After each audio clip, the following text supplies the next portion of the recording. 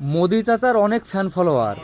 মোদি চাচাকে দেখার জন্য অনেক মানুষ এসেছিল, কিন্তু মোদি চাচা যখন ভাষণ শুরু করলো তখন কিন্তু সেখানে আর একটাও মানুষ নাই, শুধুমাত্র চেয়ার কটাই পড়ে আছে। কি একটা দৃশ্য! ভিডিওটা আগে দেখেন, তারপর আমি কিছু বলতে চাই। চলে যাচ্ছেন এখন? হ্যাঁ, চলে যাচ্ছি। এখনই চলে যাচ্ছেন আর মোদিকে সব স্পিচে সব দেখে নিয়েছি, মোদিকেও দেখে নিয়েছি, সব দেখে নিয়ে চলে যাচ্ছি। মোদিকে দেখে নিয়েছেন, মতো মোদির বক্তব্য শুনবেন না? শুনবো না, চলে যাচ্ছি। শুনবেন না? না না না না, শুনবো না, চলে যাচ্ছি। শুনবেন না? না না না না। যারা দাঁড়িয়ে আছেন আমাদেরই খারাপ লাগছে। वाह क्या सीन है, কথা বসুন। वाह क्या सीन है। আমাদের মঞ্চে বসিয়ার কার্যকর্তা শান্তিরাম বিশ্বাস মহাশয়।